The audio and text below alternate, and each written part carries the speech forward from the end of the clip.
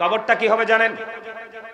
আমার রাসূল বলে দিয়েছেন বন্ধু, আল কবরু রাউজাতুম মির রিয়াদিল জান্নাতি আও হুফরাতুম মিন হুফারিন নার। কবরটা জান্নাতের একটা বাগান হবে, জাহান্নামের একটা গর্ত হবে। তার মানে নেগেটিভ এবং পজিটিভ দুটো রূপে রূপান্তরিত হবে কবর। ও বন্ধু, মুমিনের কবর হবে দৈর্ঘ্যে প্রস্থে 70 গুণ প্রশস্ত, নূরের আলোয় আলোকিত হয়ে যাবে। মুমিন কবরে রাখার পরে ওঠার জন্য, বের হওয়ার জন্য চাইবে রে, ফেরেশতারা বলবে না না না না, তোমরা এখান থেকে বের হতে পারবে না, তুমি নতুন বোর্ডের মতো তুমি ঘুমিয়ে যাও। কেন? কতদিন আমি ঘুমাবো? ও বন্ধু, ফেরেশতারা বলবে তুমি ওই পর্যন্ত ঘুমাবে যেই পর্যন্ত না তোমার মালিক আর তোমাকে না ডাকবে। এটা মুমিনের কবর। কিসের কবর? আরো জোরে কয় না। শুধু এখানে ক্ষান্ত নয়, আমার আল্লাহ বলে দিয়েছেন ইনদা রাব্বিহিম ইউরযাকুন। আল্লাহ রাব্বুল আলামিন ও বন্ধু আল্লাহর প্রিয়দের জন্য জান্নাতে খাবারও বরাদ্দ করে রাখছে। আরো জোরে বলেন না সুবহানাল্লাহ, আরো জোরে সুবহানাল্লাহ। আর বন্ধু মুনাফিকের কবর আমার রাসূল বলে দিয়েছেন, আমার মূল ওয়াজটাতে আমি যাই বন্ধু। আমার রাসূল বলে দিয়েছেন বিলিভার্স লাভ দ্য প্রফেট, ইমানদাররা নবীকে ভালোবাসবে, hypocrites don't love the prophet, মুনাফিকরা নবীকে ভালোবাসবে না। এটা হাদিস হযরতে আলী রাদিয়াল্লাহু তাআলা থেকে হাদিস কানা বর্ণিত। আমার আল্লাহ মরমে ওয়াজ করতেছেন, আমার আল্লাহ বলতেছেন ইন্নাল মুনাফিকিনা ফিদ দারকিল আসফালি মিনান নার। আমার আল্লাহ বলেছেন the hypocrites will be in the lowest place of hell, মুনাফিকরা জাহান্নামের একবারে সর্বনিম্ন স্তরে থাকবে। জোরে জোরে বলুন নাউজুবিল্লাহ। মুনাফিকরা জাহান্নামের একবারে সর্বনিম্ন স্তরে থাকবে। আমার দিকে তাকান, মুনাফিক যখন বন্ধু কবরে যাবে, মুনাফিক কবরে যাওয়ার পরে কেন মুনাফিক? কারণ বেঈমান কাফের সম্পর্কে আমার আল্লাহ ওয়াজ করেছে, উইদ্দাত লিল কাফিরিন, ওই কাফিরদের জন্য বরাদ্দ করে রেখেছেন আমার আল্লাহ জাহান্নাম। আমরা যারা ঈমানদার, আমরা যারা ঈমান এনেছি, আমাদের সম্পর্কে আল্লাহ ওয়াজ করেছেন ইন্নাল কাফিরিনা কানু লাকুম আদুওয়াম মুবিনা। আমার আল্লাহ বলে দিয়েছেন the heretics are the eternal enemy of the believers. আমার আল্লাহ বলেছে ঈমানদারদের প্রকাশ্য শত্রু হলো বেঈমান কাফেরেরা, আর বেঈমান কাফেরদের জন্য বরাদ্দ আছে জাহান্নাম। তারা অনন্তকাল জাহান্নামে থাকবে। আমি তাদেরকে নিয়ে ওয়াজ করার কোনো প্রয়োজন নেই বন্ধু। আমার ওয়াজ করার দরকার হলো মুনাফিক এবং ঈমানদার, কারণ মুনাফিক মুসলমানের মধ্যেই আছে ছদ্মবেশে। কথা কয় না কেন? কারণ বেঈমান কাফের ঘোষিত বন্ধু জাহান্নামী। বেঈমান কাফেরের চাইতে ভয়ঙ্কর হলো বন্ধু মুনাফিক, যেটা আপনার আমার পাশেই থেকে আপনার আমাকে সবল মারবে। কথা কয় না কেন? সব জায়গায় সে মিষ্টি হাসবে, সব জায়গায় হ্যাঁ বলবে, না শব্দ তার মুখ থেকে আপনি পাবেন না। যেটা এখানেও হ্যাঁ ওখানেও হ্যাঁ, এটাই হলো সবচেয়ে বড় ভয়ঙ্কর। মুনাফিক যখন আমার নবীকে ফলো করেনি, মুনাফিক যখন বন্ধু কবরে যাবে, কবরে যাইতে দেরি রে। বন্ধু অনেক লম্বা ঘটনা, আমি সেই দিকে যাব না। আমি শুধু জাহান্নামীদের ভয়ঙ্কর জায়গাগুলো নিয়ে একটু আলোচনা করে আমি স্টেজ ছেড়ে দিব বন্ধু। আপনারা একটু মনটা দিয়ে শোনেন। মুনাফিক যখন কবরে যাবে, প্রশ্নের উত্তর দিতে পারবে না। উত্তরটা হবে কেমন? সে বলবে অন্যরা যেমন মনে করতো রাসূলকে আমিও তেমন মনে করতাম। তার মানে ব্যক্তিগত কোনো মত আমার রাসূল সম্পর্কে নাই। জোরে জোরে কন্যা নাউজুবিল্লাহ। আর ইমানদারকে প্রশ্ন করতে দেরি, নবী চিনতে দেরি করবে না। নবী চিনতে দেরি হবে, ওই গায়েব থেকে আওয়াজ আসবে, দৈর্ঘ্যে প্রস্থে কবরটা 70 গুণ প্রশস্ত হয়ে যাবে, নূরের আলোয় আলোকিত হয়ে যাবে, জান্নাতে খাবার বরাদ্দ হয়ে যাবে। ও বন্ধু, ওই পর্যন্ত সে ঘুমাবে যেই পর্যন্ত না কিয়ামত না হবে। জোরে জোরে সুবহানাল্লাহ। আর মুনাফিক যখন কবরে যাবে রে, মুনাফিক কবরে যাওয়ার পরে বন্ধু প্রশ্নের জবাব সে দিতে পারবে না। ও বন্ধু, গায়েব থেকে আওয়াজ আসবে, মাটি মাটি রে, ওই বেয়াদব মুনাফিকটাকে একটা চাপা দাও। এটা বাংলা বই থেকে বলা না, হাদিস শরীফ থেকে কালেক্ট করা বন্ধুরে আমার। এবার ওই মাটি তাকে এমন ভাবে চাপা দিবে, চাপা দিতে দেরি রে, একটা হাড় আর একটা হাড়ের মধ্যে ঢুকে যাবে। তার মানে একটা হাড্ডি আর একটা হাড্ডির মধ্যে ঢুকে যাবে। সবচেয়ে বড় বড় ভয়ঙ্কর খবর, কান্না করবে, চিৎকার করবে, হাহাকার করবে, কেউ সেদিন তার ডাক শুনবে না। ডাক না শোনার কারণ হলো সূরা ইউনূসের 44 নম্বর আয়াতে আমার আল্লাহ বলে দিয়েছেন, ইন্নাল্লাহা লা ইয়াজলিমুন নাসা শাইয়্যান ওয়ালাকিন্নান নাসা আনফুসাহুম ইয়াজলিমুন। আমার আল্লাহ বলেছেন, Allah doesn't wrong his slave, we are the ones who do wrong. আমার আল্লাহ বলে দিয়েছেন, আল্লাহ বান্দার উপর অত্যাচার করে না, বান্দা নিজেই নিজের উপর অত্যাচার করে। তার মানে আল্লাহ বান্দার উপর জুলুম করে না, বান্দা নিজেই নিজের উপর জুলুম করে। আল্লাহ বলেছেন, জালেম অত্যাচারী যারা, আমার আল্লাহ বলেছেন, ওয়াল্লাহু লা ইউহিব্বুজ জালিমিন, অত্যাচারী জালেমদেরকে আমার আল্লাহ পছন্দ করে না।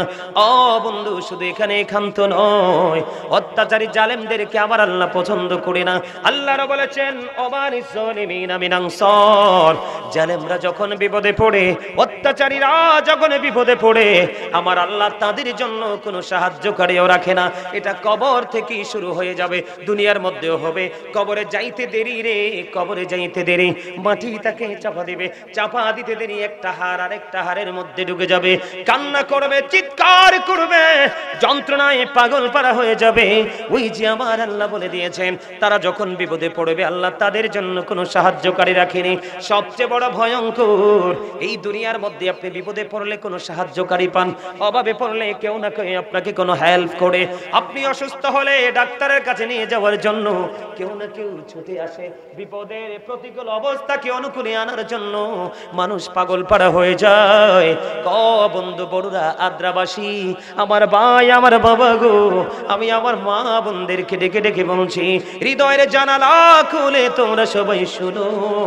আমার আল্লাহ জানিয়ে দিয়েছে, একটা হাড় আর একটা হাড়ের মধ্যে ঢুকে যাবে, কান্নাকাটি করবে, চিৎকার করবে, বন্ধু কেউ তোমার কান্না শুনবে না। আল্লাহ আরো বলেছেন, লা ইয়ামুতু, যতই যন্ত্রণা পাও তুমি মরতে পারবে না। আল্লাহ বলেছেন, people will not die that day, সেদিন মানুষগুলো মরতে পারবে না।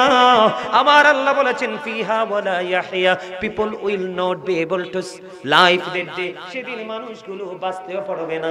আমার আল্লাহ বলেছেন, ওমা হুমান হাবিয়া গায়িবিন, people will not be able to escape that day, সেদিন মানুষগুলো সেখান থেকে অদৃশ্য হতে পারবে না। তারা মানে চাইলে দিন ওখান থেকে পালাতে পারবে না, কারণ আল্লাহ বলেছেন, ইন্না বাতশা রাব্বিকা লাশাদীদ, আল্লাহ রাব্বুল আলামিন ধরবে খুব শক্তভাবে। শুধু এখানে একান্ত নয়, এই দুনিয়াতে টাকা খেয়ে, ঘুষ খেয়ে একজন আরেকজনকে দোষারোপ করতে পারি, অন্যায় যে করে তার পানিশমেন্ট না হয়ে গরিব বন্ধু সমাজের শত্রুতা করে একজন ভালো মানুষকে পাশিয়ে দেওয়া যায়, ঠিক কিনা বলেন? এই দুনিয়াতে আড়াল করা যায়, কিন্তু উপরে আপনি আড়াল করতে পারবেন না। আমার আল্লাহ আওয়াজ করতেছে বন্ধু, সূরা ইনফিতরের মধ্যে, ওয়া ইদাল কুবুর বুসিরাত আলিমাত নাফসুম মা কদ্দামাত ওয়া আখরাত, জোরে জোরে বলুন আল্লাহু আকবার। বলে দিয়েছে বন্ধু, আপনি আমি পৃথিবীর মানুষ। ও বন্ধু, কবরটা যেদিন ওপেনিং হয়ে যাবে, ওই দিন আপনার আমার জীবনে কে কি করেছি আর কি করিনি, কে কি করেছে আর কি করেনি, সবগুলো প্র্যাকটিক্যালি থাকবে, কাউকে দোষারোপ করেও পার পাওয়া যাবে না। এবং আপনি মনে করবেন আমল করে আপনি ফেলে দিবেন। পৃথিবীর সিসি ক্যামেরা দেখলে এত বেশি ভয় পান, আপনার আমার দুই কাঁধে দুইটা চিরস্থায়ী সিসি ক্যামেরা আছে, এটা জানেননি? কিরামান কাতিবিন, কাঁদে বসিয়া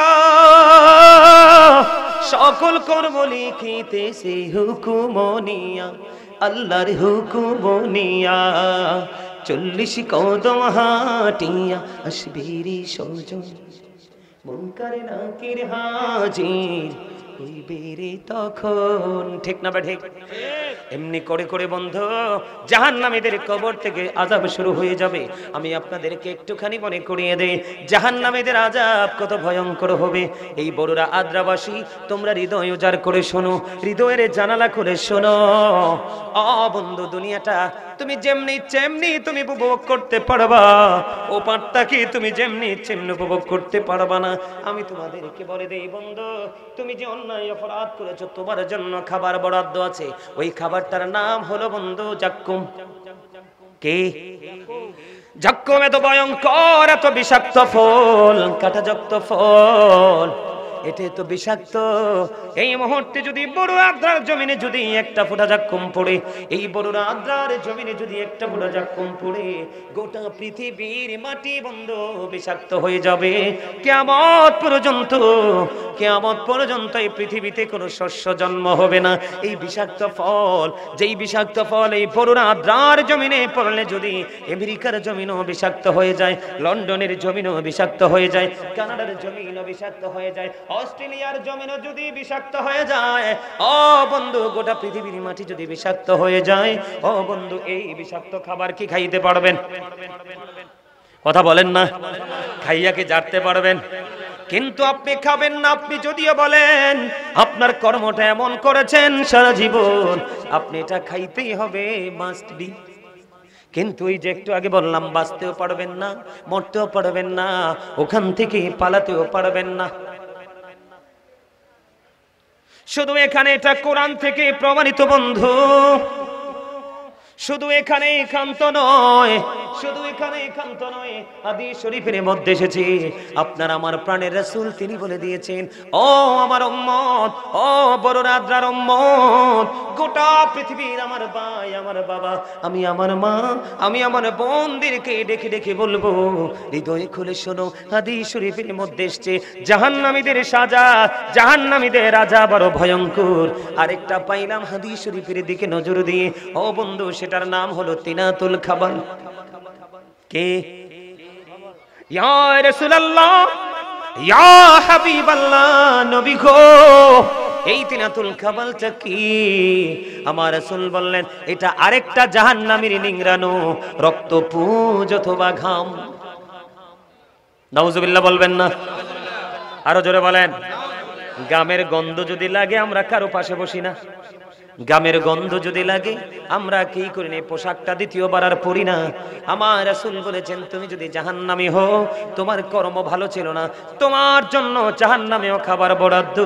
ও বন্ধু, তিনাতুল খাবাল, পচা রক্তপুঞ্জ তোমাকে খেতে হবে। শুধু এখানেই ক্ষান্ত নয়, শুধু এখানেই ক্ষান্ত নয়, এই দুনিয়াতে মানুষ পানির তৃষ্ণা লাগলে পাগল হয়ে যায় পানির জন্য। কথা বলে না কেন? এই যে গরম একটু পড়ে কিনা, এখনই দেখবেন ফ্রিজের দাম বেড়ে যাবে, আইসক্রিমের দাম বেড়ে যাবে। কথা বলে না? কারণ গরমের কারণে মানুষ একটু পরিশ্রম করে বন্ধু, মানুষ টায়ার্ড ফিল করে, তখন অনেক বেশি ঠান্ডা খেতে চায়। কেউ ফ্রিজের পানি, কেউ টিউবওয়েলের পানি, কেউ সাপ্লাইয়ের পানি বন্ধু, কেউ বা আইসক্রিম। কিন্তু যারা পাপী হয়ে যাবে রে, পাপীদের জন্য বরাদ্দ ভয়ঙ্কর খাবার। বন্ধু, পাপীদের জন্য যে গরম পানিটা বরাদ্দ আছে, ওই গরম পানি যদি কোনো পাপীর মাথায়, যদি জাহান্নামের মাথায় ঢেলে দেওয়া হয়, পেটের মধ্যে ঢুকবে, পেটটার মধ্যে ঢুকতে দেরি 2 রানের মধ্যখান দিয়ে ভিতর থেকে একবারে লিকুইডের মতো বের হয়ে গলে গলে বের হতে থাকবে, কান্না করতে থাকবে, চিৎকার করতে থাকবে। কেউ তোমার সে কান্না শুনবে না, কেউ তোমার কোনো সহযোগিতা করবে না। কারণ আমার আল্লাহ দুনিয়ায় তোমাকে সাবধান করেছে।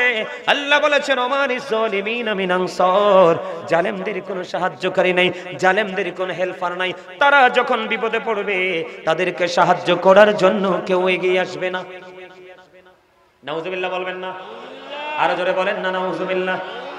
তাহলে আমাদের নিজের ক্যারেক্টার, নিজের চরিত্র বদলানোর দরকার আছে না নাই? বন্ধু, এখানেই শুধু ক্ষান্ত নয়, হৃদয়ের জানালা খুলে আপনারা শোনেন, ওই উত্তপ্ত হবে, গরমটা হবে, এই তাপটা কেমন হবে? জাহান্নামের আগুনটাকে আমার আল্লাহ 1000 বছর তাপ দিলেন, আগুনের রং হলো লাল। আরো 1000 বছর তাপ দিলেন, আগুনের রং হয়ে গেল সাদা।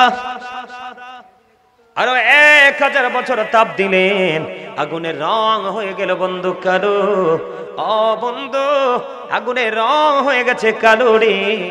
এই জাহান্নামের আগুনটা বরাদ্দ করে রেখেছে পাপীদের জন্য। জোরে জোরে কন্যা নাউজুবিল্লাহ। জাহান্নামীদের জন্য সবচেয়ে কম আযাব হলো আগুনের 1 জোড়া জুতা আগুনের একটা জোড়া জুতা পড়াইয়া দিতে দেরি, মাথার মগজটা টকবক টকবক করে উতরাইতে থাকবে ওই গুস্তের পাতিলের মতো। কিন্তু বন্ধু চিরন্তন সত্য হলো, তুমি বাঁচতেও পারবা না, মরতেও পারবা না, পালাতেও পারবা না, বিপদে পড়ে আছো তুমি, কোনো সাহায্যকারীও পাবে না। জোরে জোরে নাউজুবিল্লাহ। তাহলে আমাদের কি করা উচিত? এই পাপ কাজ থেকে বেঁচে থাকার দরকার আছে না নাই? ও বন্ধু, আপনি পাপ কাজ থেকে বাঁচতে হলে সর্বপ্রথম মদিনাওয়ালাকে চিনতে হবে। মদিনাওয়ালাকে আপনি চিনতে পারলে আপনার স্টাইল, লাইফ স্টাইল চেঞ্জ হয়ে যাবে। কথা কয় না কেন? যেমন আপনার সমাজে, আমাদের সমাজে সুদ খাওয়ার লোক আছে না নাই? আরো জোরে বলেন না। আমাদের এলাকায় সুদ আছে না নাই? বড় রাদ্রার জমিনে সুদ আসেনি। সুদখোরকে ভালোবাসেন না ঘৃণা করেন? ঘৃণা করেন। যারা সুদ খায় তারা রাসূলকে ফলো করে না বলেই সুদ খায়। কথা কয় না কেন? আমার নবীজি সাহাবায়ে কেরামের সাথে আমি আযাবটা আপনাদেরকে একটুখানি বুঝাই। এক্সাম্পল স্বরূপ বন্ধু, এক্সাম্পল স্বরূপ আমি একটুখানি বুঝাই রে। আমার নবীজি সাহাবায়ে কেরামের সাথে স্বপ্নে ব্যাখ্যা দিতে গেলেন, দেওয়ার পরে এবারে ব্যাখ্যা দিতে গিয়ে অনেক লম্বা ঘটনা নবীজি স্বপ্নের বর্ণনা দিলেন। এর মধ্যে একটা পয়েন্ট হলো, নবীজির দুই সঙ্গী নবীজিকে নিয়ে সফরে বের হলো। বের হওয়ার পরে নবীজি অনেকগুলো দৃশ্য তিনি প্র্যাকটিক্যালি পরিদর্শন করলেন। এর মধ্যে একটা তিনি দেখতে পাইলেন, একজন মানুষ রক্তের নদীতে সাঁতার কাটে। কি করে?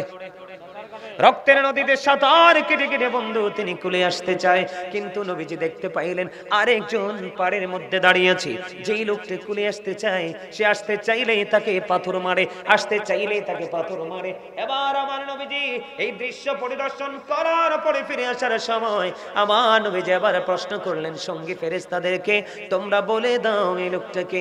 এবার ওই রাসূল বললেন, ও বন্ধু, রাসূলকে জানিয়ে দিলেন সঙ্গীরা, ইয়া রাসূলুল্লাহ, ইয়া হাবিবাল্লাহ, নবী গো, এইটা হলো দুনিয়ার সুদখোর। জোরে জোরে কন্যা নাউজুবিল্লাহ। এবার আপনাদের প্রশ্ন আসতে পারে, বলে হুজুর গো, এই সুদখোর কেন রক্তের নদীতে সাঁতার কাটে? তার কারণ আছে বন্ধু, কারণ আছে। আপনার যিনি সুদ দেয়, যিনি সুদ নেয়, যিনি সুদের সাক্ষী হয়, যিনি সুদের টাকা লেনদেন করে, এমনি করে প্রত্যক্ষ এবং পরোক্ষভাবে যারা সুদের সাথে যুক্ত, তাদের সবাইরই সমান সাজা। এর মধ্যে সবচেয়ে বড় জঘন্য হলো রক্তের নদীর কারণ আছে বন্ধু। খাবার থেকে রক্ত তৈরি হয়। কথা কয় না কেন? খাবার না খাইলে শরীরে রক্ত আসবেনি। খাবার থেকে রক্ত তৈরি হয় বন্ধু। টাকাটা যদি হালাল হয়, বাজারটাও হালাল। টাকাটা যদি হালাল হয়, খাবারটাও হালাল। আপনি যদি হালাল খাবার খান, আপনার রক্ত হবে বন্ধু হালাল, আপনার রক্ত হবে বৈধ। আপনি যদি হারাম খাবার খান, আপনার রক্ত হবে বন্ধু হারাম। আপনি সুদের মাধ্যমে টাকা এনেছেন, আপনি দেখবেন একটা মানুষের কাছ থেকে যখন মানুষ সুদে টাকা আনে, যিনি সুদ দেয় ওই লোকটা শুকাইতে শুকাইতে একবারে কাকলাইশ হয়ে যায়। কথা কয় না কেন? মনে হয় যে আপনারা সুদখোর দেখেন নাই। আমার জীবনে আমি দেখেছি বন্ধু, একটা গন্ডা জায়গা আছে সেটাও সুদখোর নিয়ে নিয়েছে। একটা রিকশা চালিয়ে জীবিকা নির্বাহ করতো, রিকশাটা পর্যন্ত ছেড়ে দিতে হয়েছে। এমনি করে করে বন্ধু সুদখোরের তাণ্ডবে অনেক গরিব মানুষ নিঃস্ব হয়ে মিসকিন হয়ে গেছে। আছে না নাই? ও বন্ধু সুদখোর, তুমি সুদ তো খাওনি, তুমি যেন গরিবের রক্ত চুষেছো। এই কারণেই তোমার জন্য রক্তের নদী বরাদ্দ। জোরে জোরে বলুন নাউজুবিল্লাহ। আমার নবীজি মেরাজে গিয়েছে, আপনারা জানেন কি জানেন না? আরো জোরে বলেন। আমার নবীজি যখন বন্ধু মেরাজে চলে গেল, মেরাজে চলে যাওয়ার পরে আমার নবী জাহান্নামের দিকে নজর দিয়ে চাইয়া দেখলেন। এদিকে তাকান, আপনারা বলেন আগে সুদখোর কি মোটা না চিকন? কথা কয় না। সুদখোর কি মোটা হয় না চিকন হয়? সুদখোর অনেক বেশি মোটা হয়, ঠিক নি দাদা ভাই?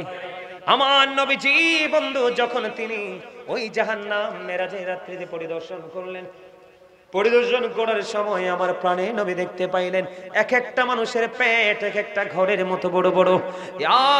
আমার নবীজি বললেন, জিবরাইল বলে দাও না এই যে ঘরের মতো বড় বড় পেট এরা কারা? এবার জিবরাইল দিকে দিকে বললেন, ইয়া রাসূলুল্লাহ, ইয়া হাবিবাল্লাহ, নবী গো, ওই যে ঘরের মতো বড় বড় পেটওয়ালা মানুষগুলো এরা হলো দুনিয়ার সুদখোর।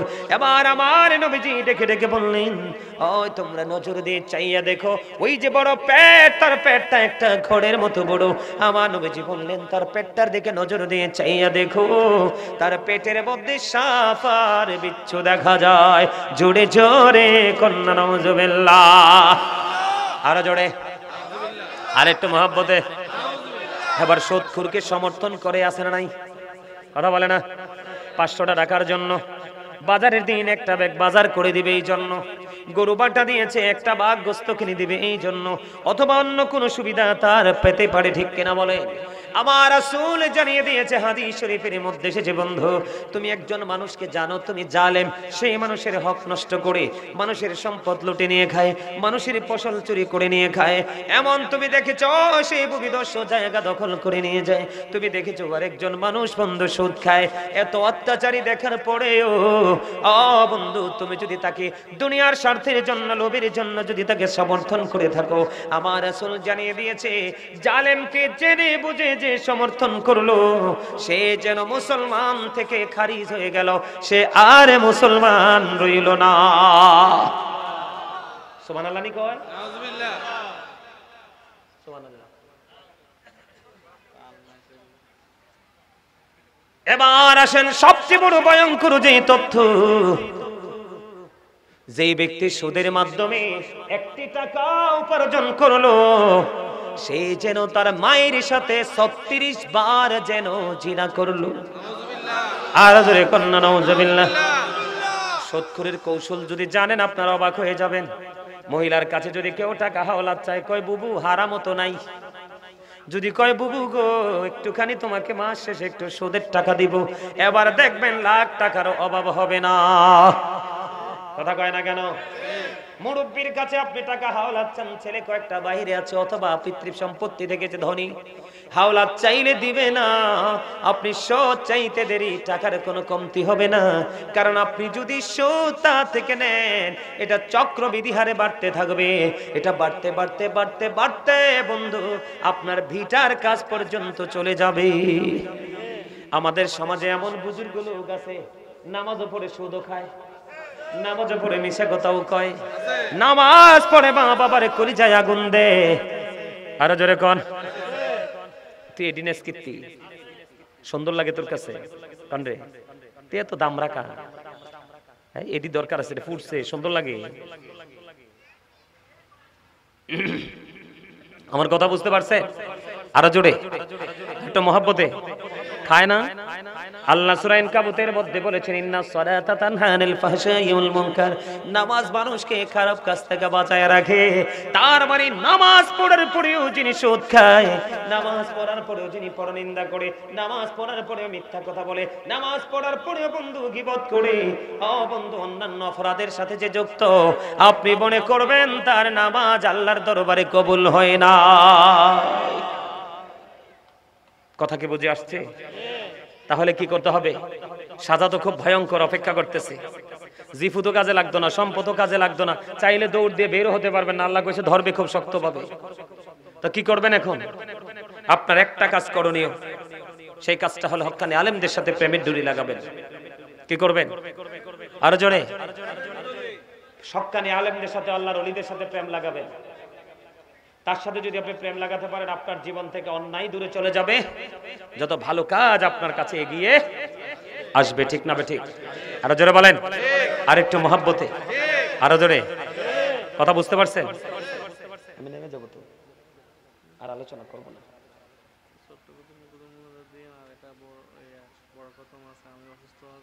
আপনার জন্য দোয়া করবো। সম্মানিত উপস্থিতি, আমার ছেড়ে দিতে হবে। হ্যাঁ, আমি একটু মোনাজাত দিই, আপনার সবাই আমার সাথে একটু দোয়া করেন। না না না, 9:30 পর্যন্ত থাকতে পারবো না, 9:30 পর্যন্ত থাকতে পারবো না ভাই।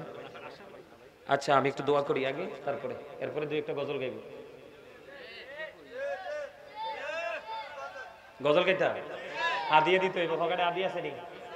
আছে? সবার আছে? আছে? হ্যাঁ, আচ্ছা তাহলে একটা গজল গাই। গাইতাম গজল গাইতা? আপনারা সবাই গাইতে পারবেন নি? জগৎটাকে আল্লাহ পাকে সুন্দর সাজাইছে, সর্বশেষে নূর নবীকে ধরাই পাঠাইছে, সর্বশেষে নূর নবীকে ধরাই পাঠাইছে।